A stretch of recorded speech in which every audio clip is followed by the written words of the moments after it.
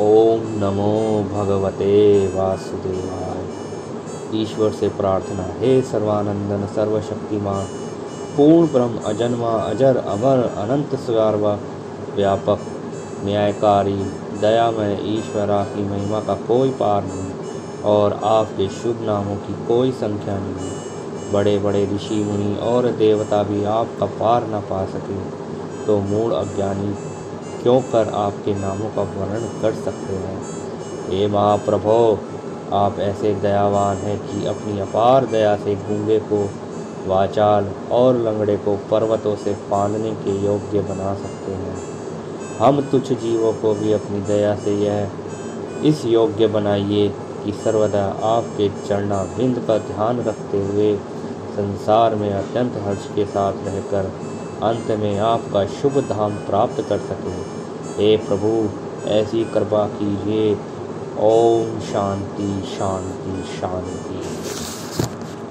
पहला अध्याय श्रीमद् भागवत गीता। श्री ओम नमो भगवते वासुदेवाय वासुदेव विश्वेश्वराय आदि पुरुष अपरंपार अलेख पुरुषाय नमः। दोहा। जगत बंधु ज्योति स्वरूप जिये की जानन हार, हरि यश मांगन आयो दास प्रभु के द्वार। श्री भगवान जी ने अर्जुन को जो गीता का ज्ञान दिया सो मुझे मिले। हे भवभय भंजन श्री कृष्ण जी से है, हे प्रभु, गीता ज्ञान के उच्चारण करने से तुम्हारे भक्त पूर्ण ब्रह्म को पाते हैं। प्रभो, मैं आपकी शरण में पड़ा हूँ। कृष्णदास अति दीन गरीब और आप परम परवीण आरती दुख भंजन हो। हे श्री कृष्ण भगवान, तेरे संतों और भक्तों के हेतु मैं यह ज्ञान भाषा में कहता हूँ। श्री कृष्ण के ज्ञान की कथा को प्रारंभ करते हैं। जब कौरव और पांडव महाभारत के युद्ध को चले तब राजा धृतराष्ट्र ने कहा, मैं भी युद्ध को देखने चलूँगा। तब श्री वेदव्यास जी ने कहा, हे राजन, नेत्र के बिना क्या देखोगे। राजा धृतराष्ट्र ने कहा, देखूंगा नहीं तो श्रवण तो करूंगा।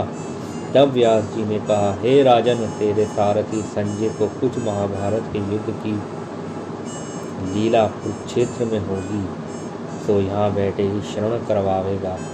व्यास जी के मुख से यह वचन सुन संजय ने विनती करी, हे प्रभु, यहाँ हस्तिनापुर में बैठे कुरुक्षेत्र की लीला कैसे जानूंगा और राजा को किस भांति कहूँगा। तब व्यास जी ने संजय को यह वचन कहा, हे संजय, मेरी कृपा से तुझे यहाँ ही सब कुछ दिखाई देगा। व्यास जी ने इतना कहते ही संजय को दिव्य दृष्टि दे दी और बुद्धि भी दिव्य हो गई। अब आगे महाभारत का कौतुक कहते हैं, सो सुनो। 7 अक्षौहिणी सेना पांडवों की और 11 अक्षौहिणी सेना कौरवों की, यह दोनों सेनाएं कुरुक्षेत्र में जब एकत्रित हुई तब धृतराष्ट्र ने पूछा, हे संजय, धर्म के क्षेत्र कुरुक्षेत्र में युद्ध की इच्छा से एकत्र हुए मेरे और पांडु के पुत्रों ने क्या किया। संजय ने कहा, पांडवों की सेना को व्यूह देखकर दुर्योधन आचार्य द्रोण के समीप जाकर कहने लगे, हे आचार्य, देखिए, आपके शिष्य बुद्धिमान द्रुपद पुत्र ने पांडवों की बड़ी सेना की कैसी व्यूह रचना की है। इस सेना में अर्जुन, भीम जैसे बड़े बड़े धनुर्धारी वीर, विराट महारथी द्रुपद, दृष्टकेतु, चेकितान, बलवान काशीराज, पुरुजित, कुंती भोज, नरों में श्रेष्ठ शैव्य, पराक्रमी युधामन्यु, बलवान उत्तमौजा, अभिमन्यु और द्रुपदी के पुत्र सबके सब महारथी हैं। वे ब्राह्मण श्रेष्ठ, आपके स्मरणार्थ अब मैं अपनी सेना के प्रधान सेनापतियों के नाम बताता हूँ। आप भीष्म, कर्ण, युद्ध विजयी कृपाचार्य, अश्वत्थामा, विकर्ण, सोमदत्त का पुत्र भूरिश्रवा और बहुत से शूरवीर मेरे लिए प्राण तक देने के लिए तैयार हैं। ये लोग शस्त्र चलाने में अति निपुण हैं। हमारी सेना को जिसके भीष्म रक्षक हैं अपरिमित बल है और उनकी सेना जिसके भीम रक्षक हैं थोड़ा बल है। आप अब सब अपने अपने मोर्चों पर सावधान रहकर सेनापति की रक्षा कीजिए। भीष्म पितामह ने दुर्योधन को प्रसन्न करते हुए और ऊंचे स्वर से गरजते हुए शंख बजाया। फिर वहाँ चारों ओर शंख, नगाड़े, ढोल, कोमुखादि बाज बजने लगे, जिनके शब्द से भयंकर गर्जना हुई, जिसके अनंतर श्री कृष्ण और पांडव अर्जुन ने दिव्य शंखों को बजाया। श्री कृष्ण ने 5 जन्य और अर्जुन ने भी देवदत्त नामक शंख को और भीषण कर्म करने वाले भीम ने पौंड्रक नामक बड़े शंख को बजाया। कुंती पुत्र राजा युधिष्ठिर ने अनंत विजय, नकुल ने सुघोष, सहदेव ने मणिपुष्पक और धनुर्धर काशीराज, शिखंडी, धृष्टद्युम्न, विराट, अपराजित सात्यकी, राजा द्रुपद और द्रौपदी के 5 पुत्र और महाभाऊ अभिमन्यु, इन सब वीरों ने अपने अपने शंखों को बजाया। उन शंखों की भारी शब्द से आकाश और पृथ्वी गूंज उठे और धृतराष्ट्र के पुत्रों के हृदय कांप उठे। हे राजन, अर्जुन ने कौरवों को युद्ध के लिए प्रस्तुत देखकर धनुष उठाकर श्री कृष्ण से कहा, हे अच्युत, मेरे रथ दोनों सेनाओं के बीच में खड़ा कीजिए, जिससे मैं युद्ध के करने वालों को देख लूं कि इस रणभूमि में मुझे किन किन के साथ युद्ध करना है। दुर्बुद्धि दुर्योधन से प्रीति करने वाले जो युद्ध के लिए यहाँ एकत्रित हुए हैं, उनको देखूंगा।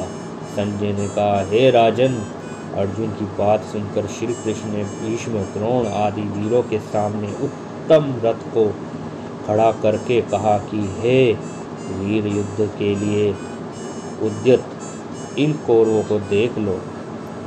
अर्जुन ने चाचा, बाबा, गुरु, मामा, भाई, पुत्र, पौत्र, मित्र, श्वशुर और स्वजनों को शस्त्रों से सुसज्जित खड़े देखा और इस दोनों सेनाओं में अपने ही सब बांधवों को देखकर परम व्याद्र हुए यह वचन कहे, हे अर्जुन, युद्ध की इच्छा से आए हुए इन अपने बंधुओं को देख मेरे अंग ढीले होते जाते हैं और मुख सूखा जा रहा है।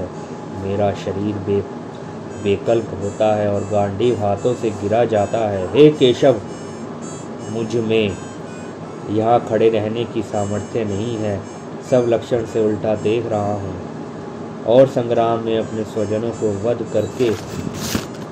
करके कोई लाभ नहीं होगा। हे कृष्ण, मैं जीत, राज्य और सुख भी नहीं चाहता हूँ। हे प्रभु,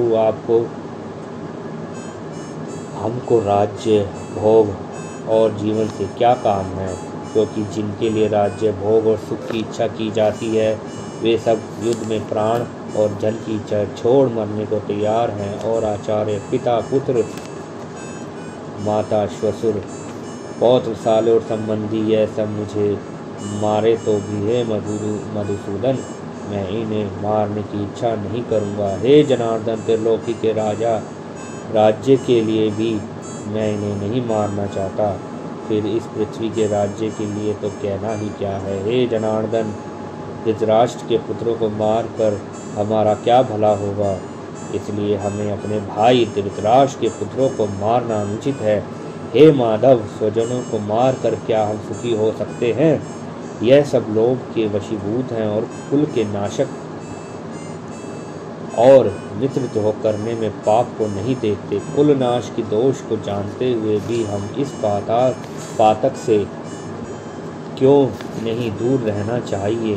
कुल का नाश होने से कुल की प्राचीन धर्म नष्ट हो जाता है, फिर धर्मनाश होने से कुल में पाप बढ़ता है। हे कृष्ण, पाप से कुल की स्त्रियां व्यभिचारिणी होती हैं, जिससे वर्णशंकर संतान उत्पन्न होती है। वह वर्णशंकर जिन पुरुषों ने कुल को नष्ट किया है, उनको और उस कुल को नरक में पहुंचाते हैं, क्योंकि श्राद्ध तर्पण आदि बंद हो जाते हैं। वर्णशंकर बनाने वाले दोषों से कुल ध्वंसकों के जाति धर्म और कुल धर्म निरंतर नाश होते हैं। हे जनार्दन, मैंने बार बार सुना है कि कुल धर्म नष्ट होने से निश्चय नरकवास करना होता है। हाय, हम बड़ा पातक करने को तैयार हैं, जो राज्य सुख के लोभ से स्वजनों को मारने की कोशिश कर रहे हैं। शास्त्रों की धारण किए हुए धृतराष्ट्र के पुत्र यदि मुझे शस्त्र रहित और उपायहीन को रण भूमि में वध कर डाले तो मेरा बहुत कल्याण हो। संजय ने कहा, हे राजन, यह कहकर दुखित होकर अर्जुन ने धनुष बाण फेंक दिया और रथ के पिछले भाग में जा बैठा। इति श्रीमद्भगवद्गीता सुपनिषद सुब्रह्म विद्या योग शास्त्रे श्री कृष्ण अर्जुन संवादे विषाद योगिना प्रथमो अध्यायः। ओम नमो भगवते वासुदेवाय।